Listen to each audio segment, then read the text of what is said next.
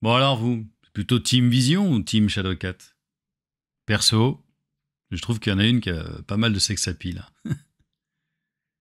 Même si pour le coup, l'autre il doit vraiment avoir un sex appeal.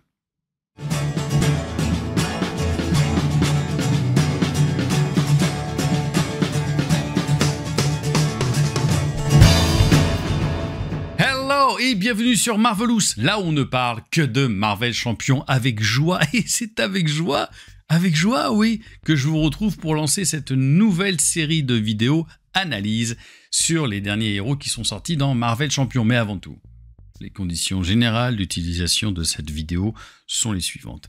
Si ce n'est pas déjà fait, vous vous abonnez à la chaîne du Troll Savant, vous mettez un petit pouce bleu, faites-moi confiance, cette vidéo va être vraiment très bien. Et puis, si tout le contenu qui tourne autour de Marvel Champion vous intéresse, eh ben, venez nous rejoindre sur Marvelous. On a aussi un Twitch, une chaîne Twitch qui s'appelle Marvelous Marvel Champion et un Discord. C'est indispensable donc d'être sur le Discord. Vous verrez l'invitation en déroulant la description de cette vidéo sur YouTube. Venez, il y a une communauté à peu près pour le moment d'une quarantaine de personnes, on discute de points de règles, on partage du deck building, il y a des devinettes, enfin bref, l'ambiance elle est vraiment très sympathique. Et d'ailleurs merci à vous tous qui êtes sur le Discord ou ceux qui même n'y sont pas, merci de votre soutien depuis le début de ces vidéos. Alors petit point de ce que vous allez voir. Qu'est-ce que vous allez voir? Vous allez voir durant les 4 dimanches à venir, parce qu'on se retrouve nous tous les dimanches sur la chaîne du Troll Savant.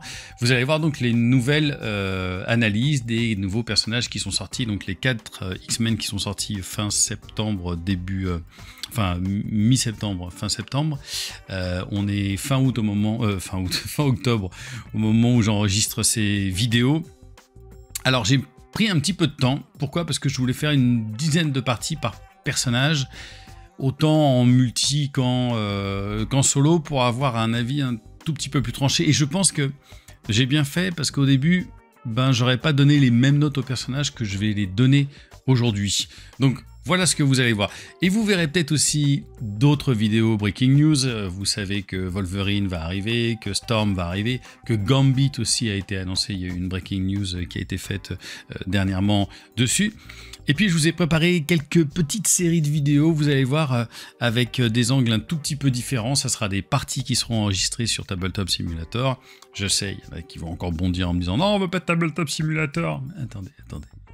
On est en train de travailler sur le setup pour pouvoir faire les cartes, etc. Mais c'est pas toujours facile. Et encore, tout ça demande beaucoup de temps de montage dès qu'on met 2-3 caméras, etc. Et j'ai pas toujours un temps infini malgré tout. Et aujourd'hui, surprise, oui, on fait l'analyse avec les vraies cartes. Tout simplement parce que Tabletop Simulator n'est pas encore à jour. D'ailleurs, merci à toutes les personnes qui s'occupent de ça et qui arrivent à mettre à jour. C'est vraiment un super outil quand on peut pas avoir le jeu avec nous, qu'on est en déplacement et voilà qu'on va se faire une petite partie.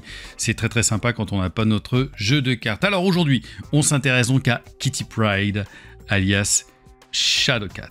Voilà, la caméra risque de pomper un petit peu, c'est pas très grave. Alors, qu'est-ce qu'on a donc avec Kitty Pryde? Kitty Pryde, elle arrive un peu, quand je vous ai parlé de Vision en début de vidéo, voilà, elle vient avec une forme de masse qui va être un petit peu différente de celle de Vision, mais bref, en tout cas, on va essayer un petit peu de s'y retrouver là-dedans. Alors, Kitty Pryde, qu'est-ce qu'on a mis en place? Mettez en jeu votre amélioration forme de masse face corporelle visible, contrôle de phase, action, retournez votre amélioration forme de masse une fois par round. Alors, cette forme de masse, il y en a deux, il y a incorporel et corporel. Donc là, d'ailleurs, pour le coup, elle est à l'envers. Donc on mettra en corporel quand on va commencer. Et cette forme de masse corporelle, quand elle est comme ça, on a une ressource de héros, donc on ne peut pas utiliser en alter ego. Incliner cette carte, générer une ressource force pour un événement attaque ou défense, réponse, après avoir attaqué ou défendu en étant sous forme de masse corporelle, retourner cette carte. Et donc, quand on retourne cette carte, on a la forme incorporelle. Donc, on sera forcément en héros. Et tant que Shadowcat défend, elle ne peut pas subir de dégâts. Réponse forcée après avoir attaqué ou défendu en étant sous forme de masse incorporelle. Retournez cette carte. Et la carte donc héroïne, Shadowcat, elle a 2 de contrôle, 2 d'attaque, 2 de def. X-Men, intangibilité sélective, tant que vous êtes sous forme de masse incorporelle, Shadowcat ignore les mots-clés patrouille ainsi que les crises, les icônes de crise en jeu. Alors, ce qui va être vachement intéressant par rapport à ces histoires de masse, c'est que là, on ne le voit pas forcément au début. Si vous êtes comme moi, on ne lit pas toujours très bien les cartes. Là, il y a une réponse forcée. Dès que vous l'utilisez, vous êtes obligé de passer de l'autre côté. Et là, cette réponse-là, elle n'est pas forcée. Ce qui fait que vous allez pouvoir rester comme ça, même à vous incliner et à défendre, tout en restant avec cette masse corporelle. Voilà, vous n'êtes pas obligé effectivement de passer de l'autre côté. Alors, je trouve que le 2 d'attaque pour Shadowcat, il est quand même... me dire que de base, elle est aussi forte que Captain, ou qu'elle puisse être aussi forte que en termes de force, hein, effectivement, que Vision, que Spidey et tout ça, je trouve que les mecs, ils ont un tout petit peu abusé. Perso, ça aurait été un 2-1-2, j'aurais pas trouvé ça totalement déconnant. Bon, ils ont fait le choix de faire un personnage un petit peu plus tanké qui ne l'est.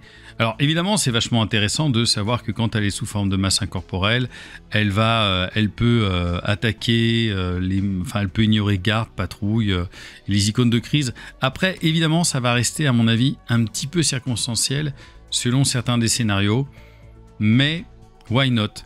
En tout cas, il y a quelque chose de vachement intéressant à prendre en main avec ces histoires de forme de masse qui nous permettent véritablement Alors, c'est un peu tricky, je trouve, à certains moments, parce qu'il y a le cerveau qui risque de fumer, parce qu'on va se dire, bon, attends, si je suis en réponse là, il faut que je le retourne, parce que je sais que je vais me défendre. Mais sachant que je vais me défendre, si je me défends comme ça, cette carte-là, naturellement, va se retourner, donc j'aurai de nouveau mon générateur de ressources, mais je ne vais pas pouvoir me redresser. Enfin bref, il y a quand même toute une petite partie de prise en main, et on en parlera au moment des notes pour Shadowcat, qui est quand même pas, à mon avis, complètement évident à prendre en main. On va laisser Shadowcat ici. Elle vient avec un allié signature qui est Lockheed. Alors c'est un petit dragon, 1 de contrôle pour 2, 1 de contrôle, 1 d'attaque avec un dégât consécutif, 2 points de vie, c'est un dragon X-Men. On a en réponse, après que Lockheed est entré en jeu, si vous êtes sous forme de masse corporelle, vous infligez 2 dégâts à un ennemi incorporel, retirez 2 menaces d'une manigance.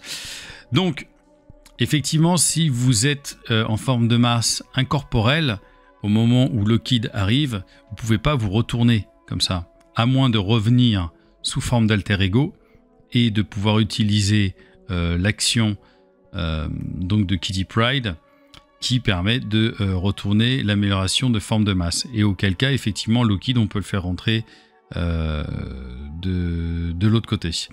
Donc, enfin, on peut le faire rentrer, en tout cas, sous forme de masse corporelle, et donc infliger 2 dégâts à un ennemi. Sinon, on retire 2 menaces d'une manigance. Je trouve que c'est plutôt sympa. C'est un allié signature que je trouve plutôt cool. Alors, qui va permettre de tanker, en tout cas sur une fois, de pouvoir mettre donc 3 dégâts ou retirer 3 de menaces. Tout ça pour, voire 4, si on a décidé de le laisser le plus longtemps en vie sur le plateau. Voilà, retirer 2 menaces quand il arrive et 2 dégâts à un ennemi, plus un tour à chaque fois. Donc tout ça, il y a 4. Donc c'est soit 4 de menaces, soit 4 de dégâts pour 2. Je trouve que c'est plutôt bien foutu. Moi, j'aime bien en plus le personnage. Ça m'amuse d'avoir un petit dragon chez les X-Men. Donc je trouve ça plutôt sympa. On a dans les soutiens... Alors dans le soutien, on a la chambre de Kitty pour 1.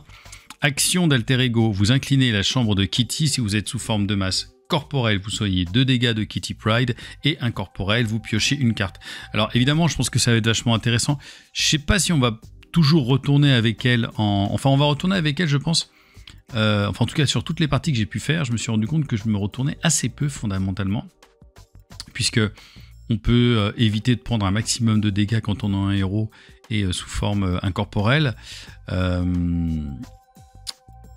revanche, il y a quand même 9 de dégâts. Et s'il y a des moments où vous prenez quand même des coups via des trahisons, via des sbires et compagnie, bon, le fait de pouvoir soigner 2 dégâts et de faire une rec, on peut s'imaginer qu'on peut remonter rapidement avec 5 de rec à ces 9 points de vie. Donc je trouve que c'est pas plus mal. Quant au côté incorporel de piocher une carte, effectivement, de pouvoir faire une grosse main dans votre tour en alter ego, c'est toujours hyper intéressant. On a ensuite 2 améliorations, alors qui vont avoir à peu près le même effet, mais sur deux choses distinctes. La première amélioration pour 1, c'est l'interférence intangible, un super pouvoir. Après avoir ignoré l'icône crise sur une manigance, vous inclinez interférence intangible et vous retirez 2 menaces de cette manigance. Donc l'autre qu'on a aussi qui est à peu près la même chose, mais pour uniquement le garde et patrouille. Après avoir ignoré le mot-clé garde ou patrouille sur un sbire, incliné parfaite précision, vous infligez 2 dégâts à ce sbire. Alors, là, effectivement, une fois que vous avez ignoré une icône, vous pouvez... donc, en gros, ça veut dire que dans ces cas-là, si c'est pas une icône de crise, c'est forcément une manigance annexe. Enfin, dites-moi si je dis des bêtises.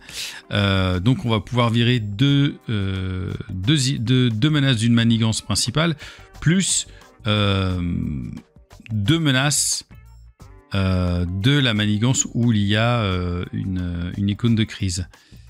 Donc c'est ok. Encore une fois, ça va être très circonstancié ces 2 cartes, parce que vous allez avoir plein de scénarios où vous n'avez pas de garde. Alors évidemment, dans la genèse des mutants, on en a quand même quelques-uns. Mais voilà, ça va être très circonstancié malgré tout. Et l'autre, bon... On va passer par-dessus le sbire pour mettre des coups. Et derrière, on va quand même lui mettre 2 dégâts. Ok. Pour moi, je trouve ça quand même très circonstancié. Ce sont pas des cartes que j'ai beaucoup placées et dont je me suis pas beaucoup utilisé, que j'ai pas vraiment beaucoup utilisé d'ailleurs en ce moment dans les différents scénarios que j'ai fait pour essayer de jouer un peu avec elles. Donc voilà, sympa. Mais sans plus. Et on a une dernière amélioration en double. Voilà. Pour 3, déphasé et désorienté. Sous forme de héros uniquement, attachez cette carte à un ennemi, un max par ennemi. Quand l'ennemi attaché est censé attaquer, vous défaussez cette carte à la place et ensuite vous désorientez cet ennemi. Donc pour 3, c'est quand même assez costaud. En gros, vous pouvez vraiment gagner 2 tours. Parce que quand il va vous attaquer alors que vous êtes en héros, eh ben il va pas attaquer et il va être désorienté. Et votre tour d'après, si effectivement vous repassez en Kitty Pryde, eh ben tout simplement il sera désorienté et vous avez 2 tours tranquilles devant vous. C'est très fort parce que ça permet vraiment de pouvoir tempo, vraiment faire de la tempo durant votre partie. Et je trouve que c'est vraiment de très bonnes cartes à avoir pour moi dans son set. On a ensuite en 2 exemplaires, on va commencer à rentrer dans les événements parce qu'on va se rendre compte que c'est quand même un personnage qui a vraiment comment dirais-je, qui a vraiment du sens à se jouer en événement, je trouve. Alors, on a 2 frappes déphasées pour 3. Hop. Attaque, super pouvoir, action de héros, infligez 6 dégâts à un ennemi, donc vous la payerez généralement que 2. Hein. Enfin, il y a des grandes chances que vous ne la payiez que 2, sachant que le générateur de ressources, il est quand même ici. Voilà. Infligez 6 dégâts à un ennemi. Si vous êtes sous forme de masse incorporelle, vous pouvez défausser de cet ennemi un attachement ayant le texte action de héros ou réponse de héros. On sait très bien de qui on parle, de Ronan par exemple. Ça permet de virer sa grosse massue qui nous a toujours un tout petit peu cassé la tête dans chacune des parties qu'on a pu faire. Voilà. Je trouve que c'est pas mal du tout. Alors 3 pour 6, on a quand même connu vachement mieux dans l'absolu. Mais voilà, il y a quand même un intérêt à avoir, à pouvoir mettre des petits coups de tatane, 6 dégâts à un méchant. Je crois que d'ailleurs sa Némésis, si je dis pas de bêtises, elle a 5 dégâts. Ça vaut le coup de pouvoir la dégager en une fois avec cette carte-là. Voilà, j'aime bien. Après, le côté action de héros ou réponse de héros, ça restera encore une fois très circonstanciel. On a ensuite, pour 0, en 2 exemplaires, le déphasage éclair. Défense super pouvoir, quand un ennemi attaque, si vous êtes sous forme de masse corporelle, vous passez sous forme de masse incorporelle. Enfin, si vous êtes sous forme de masse corporelle, pardon, passez sous forme de masse incorporelle. Et si vous êtes en forme de masse incorporelle, vous piochez 2 cartes. Donc, en gros, l'ennemi attaque. On peut se défendre. Si on est sous forme de masse corporelle, eh ben on passe en incorporel et donc on va subir aucun dégât en se défendant. Mais si de base on est en incorporel et qu'on va se défendre, on va se piocher 2 cartes. Donc on va se faire un gros tour de bâtard derrière avec un maximum de cartes. C'est très bien, c'est très intéressant comme carte. Voilà, je pense qu'il faut savoir encore une fois faut à mon avis toujours trouver le bon timing par rapport à ces cartes. Sinon, ça me semble être une carte vachement intéressante. Et puis on a aussi on a 2 exemplaires de marche éthérée. Pour 1, on a un contre de super pouvoir, retirer 2 menaces d'une manigance, 4 menaces à la place, ou si vous êtes sous forme de masse incorporelle. 1 pour 4, je trouve ça très fort. Encore une fois, ça va être une histoire de timing avec cette forme de masse. Et puis, on a, voilà, en 3 exemplaires, à mon avis, la meilleure carte du set. La surprise de Shadowcat, attaque super pouvoir, infliger, pour 2 donc, infliger 2 dégâts à un ennemi, redresser votre héros. Donc là, on a déjà de toute façon la possibilité de faire 5 points de dégâts ou faire 3 points de dégâts et retirer 2 de contre. J'adore ce genre de cartes qui permettent à chaque fois de se redresser, puisqu'on peut tout à fait imaginer aussi que si on s'est défendu comme ça, on est repassé avec cette forme de masse. Voilà, on est repassé comme ça. Donc on va pouvoir générer une ressource ici et ne payer cette carte que 1. Donc mettre 3 dégâts, on va redresser Shadowcat et elle va pouvoir réattaquer ou contrôler. Donc si Shadowcat est déjà debout, elle peut faire 2 dégâts de base, plus 3 dégâts ici, plus de nouveau 2 dégâts. Donc on a un tour quasiment à 7 pour 2. Donc je trouve que c'est quand même très fort. Voilà, et maintenant les notes. Alors, qu'est-ce que je pense de Kitty Pryde? Eh bien, je pense que j'ai bien fait d'attendre avant de donner mon véritable sentiment. En réalité, c'est quand même très fort cette carte identité. Très supérieure à notre ami Vision. Je suis désolé mon pote. Mais le fait d'avoir un générateur de ressources ici, le fait est de pouvoir se défendre et de prendre 0 dégâts, alors que Vision, il réduit de 2 chacun des dégâts. Et que lorsqu'il est en forme, je crois c'est intangible, il peut plus attaquer, il peut plus défendre. Elle peut toujours. Et alors, ils ont peut-être craqué à mon avis sur le 2 de force, mais le fait est que c'est quand même un personnage assez fort. C'est intéressant la carte Alter Ego avec ce côté de pouvoir retourner la forme de masse. Mais sans plus. Voilà, c'est pas ça qui m'intéresse davantage avec ce personnage. Malgré tout, il y a une mécanique qui vaut vraiment le coup et que je trouve pas nouvelle, mais plus intéressante que celle de Vision. Et puis surtout qui va demander quand même d'avoir une certaine forme de vision à long terme. En tout cas, presque à chaque... Il faut vraiment bien envisager son prochain tour, voire les 2 prochains tours.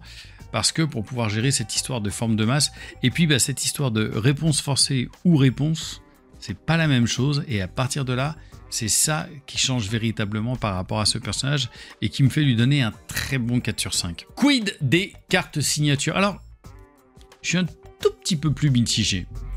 Alors évidemment, il y a des cartes que je trouve vraiment très très puissantes comme la surprise de Shadowcat, marche éthérée de pouvoir virer 4 menaces d'une manigance au lieu d'un, c'est très fort. Ce déphasage éclair est pas mal foutu, les frappes déphasées aussi. Voilà, l'amélioration de déphaser et désorienter qui véritablement vous fait gagner 2 tours, c'est clairement une des cartes clés. Et le Loki n'est pas trop mal.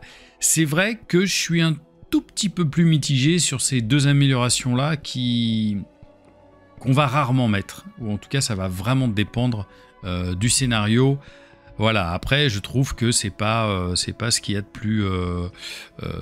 plus fort par rapport à ce personnage. Malgré tout, quand on a compris la mécanique qui est un peu tricky, encore une fois, de Shadowcat, on aurait plutôt tendance à vouloir lui donner un 4 sur 5, un petit peu tiré quand même, je trouve, mais quand même j'irais sur un 4 sur 5. Et alors, le deck building pour Shadowcat, bah, c'est de l'agressivité, comme dirait Mathieu Lutre Savant. La seule affinité qui compte, c'est l'agressivité. Bon, je ne suis pas tout à fait d'accord. Elle est livrée avec effectivement un préconstruit agressif que je trouve effectivement pas bon du tout. Mais elle a vraiment du sens à exister en deck, en agressivité avec par exemple une carte comme attaque surprise qui, après avoir changé de forme, vous pouvez mettre 4 dégâts pour 1 ou 4 dégâts quand vous avez généré une ressource force, sachant que avec la forme corporelle, vous allez pouvoir générer cette ressource force naturellement. Et donc, comme vous allez pouvoir changer de forme, cette attaque surprise, si vous en mettez 3 dans votre deck, ça va passer vraiment crème. Alors, elle existe aussi, je pense, je l'ai essayé moi en protection. Alors, elle fonctionne un peu à la manière de Spider Ghost ou Ghost Spider. J'aime moins, c'est des tours pendant le méchant, ça m'intéresse un tout petit peu moins. Commandement, je trouve qu'elle n'a pas vraiment de sens. Justice, ça passe avec tout le monde. Mais pour moi, voilà, elle serait vraiment orientée vers l'agressivité. C'est pour ça que je lui donnerais plutôt un 3 sur 5. Et enfin, le fun et la prise en main. Alors, la prise en main, elle n'est pas si simple que ça. Puisque, comme je vous ai dit, il faut quand même avoir conscience de se dire, durant mon tour, je fais ça, donc je peux faire ma réponse forcée, je peux faire ma réponse ou pas. Donc est-ce que je retourne, sachant qu'après je vais défendre et que je vais revenir en incorporel, mais je serai déjà incliné, donc est-ce que je vais gérer une ressource? Bon, il y a quand même un truc à prendre en main que je ne conseille pas forcément aux jeunes joueurs de Marvel Champion. Moi, il m'a fallu un petit temps quand même pour réussir à gérer et à comprendre bien, véritablement, cette mécanique. Mais après, une fois que vous l'avez, c'est quand même assez fun. Il y a quelque chose qui se passe. Le personnage peut être vraiment sympa à utiliser. Et finalement, l'une des grandes forces de ce personnage, ça va être d'être en place tout de suite. Mais vraiment tout de suite. Ce qui fait qu'on n'attend pas, on n'a pas besoin de se EP comme des fous. Vous avez vu ces améliorations. D'ailleurs, les 2 cartes améliorations, on ne va pas forcément les poser la plupart du temps. Et ce qui fait que un personnage qui va vite comme celui-ci, ça nous en rappelle un dernièrement que j'ai énormément aimé, qui s'appelle Nova, puisqu'il est tout de suite mis en place avec son casque, et son casque, on l'a dès le début de la partie.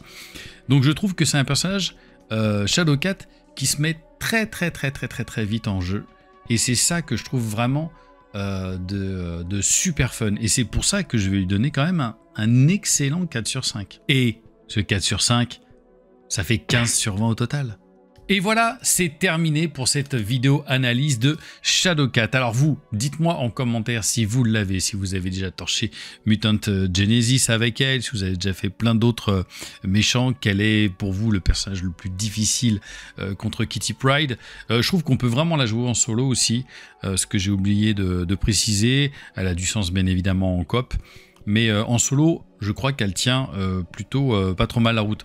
Bien sûr, on en est au tout début des X-Men, et donc on n'a pas encore assez de cartes X-Men, y compris dans les alliés, y compris dans les événements, pour pouvoir rendre ce personnage encore plus fort qu'il ne l'est. Mais très honnêtement, c'est une véritable surprise pour moi, depuis que j'ai trouvé le bon deck qui va fonctionner avec elle, et que j'ai pris du temps à comprendre sa mécanique.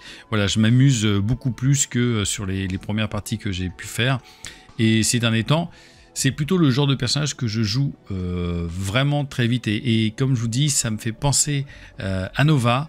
Et le fait de pouvoir jouer tout de suite et d'être tout de suite dans l'action avec un personnage comme celui-ci sans avoir prendre le temps de se builder à mort, même si c'est hyper intéressant, hein, des personnages à la Iron Man, que ce personnage-ci fonctionne sur beaucoup d'événements. Alors on pense aussi un petit peu à Miss Marvel, mais là, ça, je trouve ça, pour moi, très supérieur encore à Miss Marvel, en tout cas avec ce 15 sur 20.